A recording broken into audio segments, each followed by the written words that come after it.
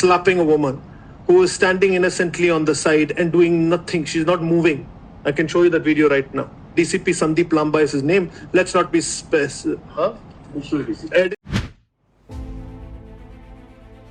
வணக்கம் மக்களே, டெல்லியில் என்ன நடக்குது?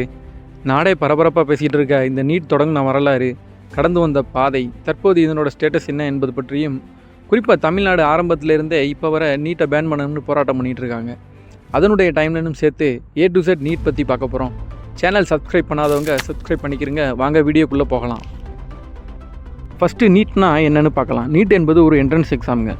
அதாவது மருத்துவக் கல்லூரியில் சேர விரும்பும் மாணவர்களுக்கு இந்தியா முழுவதும் ஒரே தேர்வு வைத்து தேர்தலில் தகுதியுடையவர்களுக்கு சம வாய்ப்பு வழங்குவது தான் இந்த நீட்டோட நோக்கம்.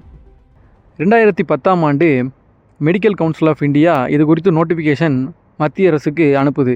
அதன் பிறகு பார்த்திங்கன்னா சுப்ரீம் கோர்ட் இதை இம்ப்ளிமெண்ட் பண்ண சொல்லி ஆர்டர் போடுது. அப்போ யூனியன் கவர்மெண்ட்டில் பிரைம் மினிஸ்டராக இருந்த மன்மோகன் சிங் அவர்கள் ஒரு கமிட்டியை அமைத்து இதை இம்ப்ளிமெண்ட் பண்ணுறதுக்காக ஏற்பாடு செய்கிறார்.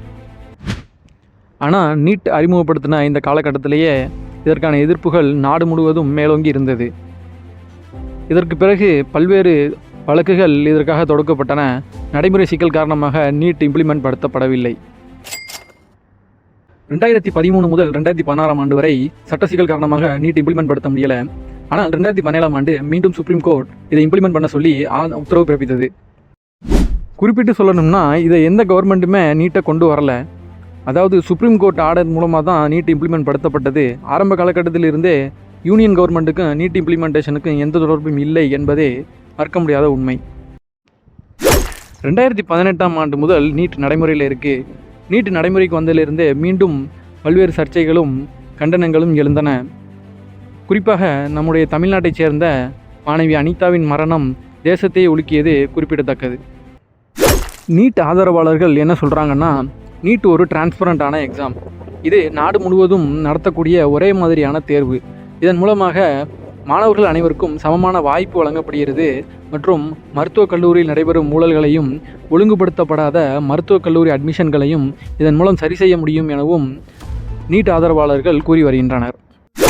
நீட் எதிர்ப்பாளர்கள் கூறுறது என்னென்னா, இது நாடு முழுவதும் நடத்தப்படக்கூடிய ஒரே மாதிரியான தேர்வு எனினும் இது நகர்ப்புற மாணவர்களுக்கே சாத்தியமாக இருக்குது மற்றும் பொருளாதாரத்தில் பின்தங்கியவர்கள் மற்றும் கிராமப்புற மாணவர்களுக்கு இந்த தேர்வு பின்னடைவை ஏற்படுத்தும். பொருளாதாரத்தில் பின்தங்கியவர்களும் கிராமப்புறத்தை சேர்ந்தவர்களும் இந்த தேர்வில் தேர்ச்சி அடைவது மிகவும் கடினமான ஒன்று. எனவே நீட் தேர்வை ரத்து செய்யும்படி இதற்கான கண்டனங்களை தொடர்ந்து தெரிவித்து வருகின்றனர். நம்முடைய தமிழ்நாடு கவர்மெண்ட் ஆரம்பத்திலிருந்தே நீட் தேர்வை எதிர்த்து வந்தது. நீட் தேர்வை ரத்து செய்ய வேண்டும் எனவும் அல்லது தமிழகத்திற்கு நீட் தேர்விலிருந்து விலக்கு அளிக்க வேண்டும் எனவும் பல்வேறு முயற்சிகளை மேற்கொண்டு வந்தனர். எனினும் அனைத்து முயற்சிகளும் தோல்வியடைந்தன. தமிழ்நாட்டின் இத்தகைய அனைத்து முயற்சிகளும் தோல்வியடைந்ததற்கான காரணம் என்ன? எதற்காக நீட்டை தடை செய்யவோ அல்லது தமிழகத்திற்கு நீட் தேர்விலிருந்து விலக்களிக்கவோ முடியவில்லை என்று பார்க்கலாம். முதலாக 2017ஆம் ஆண்டு தமிழக சட்டமன்றத்தில் நீட் தேர்வுக்கு எதிராக சட்டம் இயற்றப்படுகிறது. எனினும் அது தோல்வியில் முடிந்தது. அதற்கு பிறகு பார்த்திங்கன்னா கடந்த 2021ஆம் ஆண்டு திமுக கவர்மெண்ட் மீண்டும் ஆட்சி அமைத்தது. மு.க. ஸ்டாலின் அவர்கள் முதலமைச்சராக பொறுப்பேற்ற பிறகு மீண்டும் நீட் தேர்விற்கு எதிராக சட்டம் இயற்றப்பட்டது. ஆனால் இந்த பில் பார்த்திங்கன்னா ரொம்ப நாளாகவே கவர்னர்கிட்ட தான் இருந்தது. கவர்னர் அவர்கள் இதற்கு ஒப்புதல் அளிக்காமல் வேண்டுமென்றே காலதாமதம் செய்து கிடப்பில் போட்டுவிட்டார். எனவே இதனால் ஆத்திரமடைந்த மு.க. ஸ்டாலின் அவர்கள் இதை பிரசிடெண்ட் அவர்களிடம் கொண்டு சென்றார். பிரசிடெண்ட் அவர்களும் இதை நிராகரித்து விட்டார்.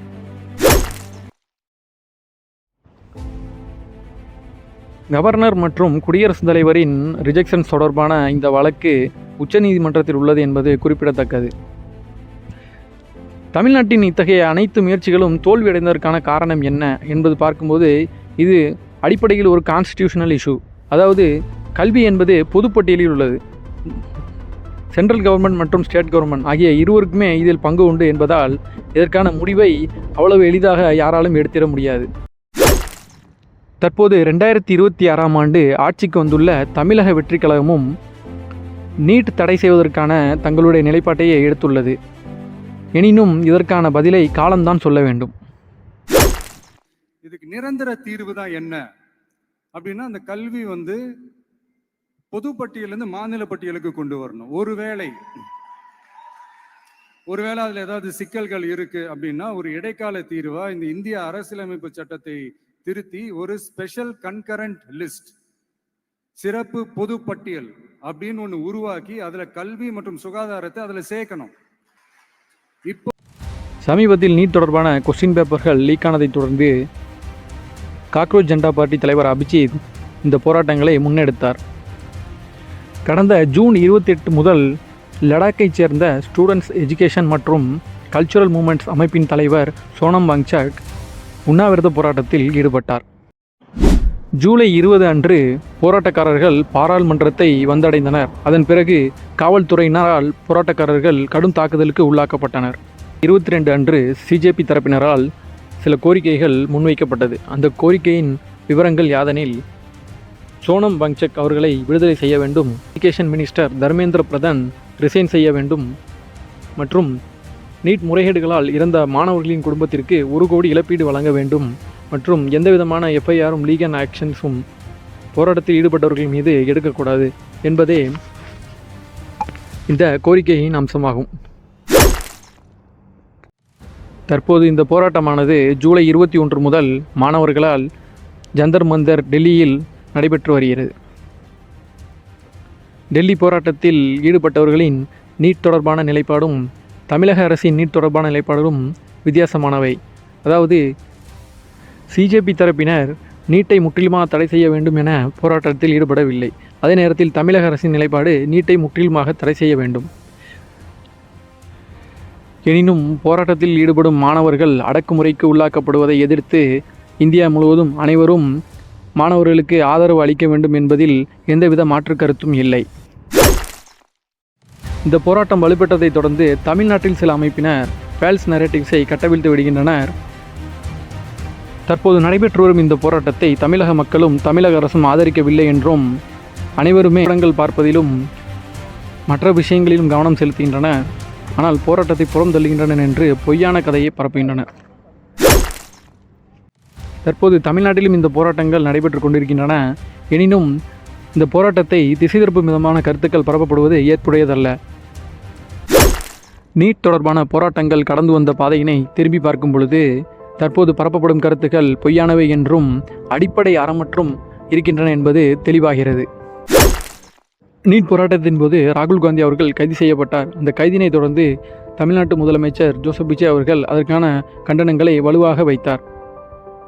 எனவே தமிழ்நாட்டு அரசின் நீட் தொடர்பான நிலைப்பாட்டில் எந்தவிதமான மாற்றமும் இல்லை. தமிழ்நாடு நீட் எதிர்ப்பிற்கு என்றும் ஆதரவாக இருக்கும் என்பதே உறுதியான நிலைப்பாடு. நீட் என்பது ஒரு தேர்வு மட்டுமல்ல, பல ஆண்டுகளாக தமிழ்நாட்டில் தொடரும் ஒரு அரசியல் மற்றும் சமூக விவாதம்.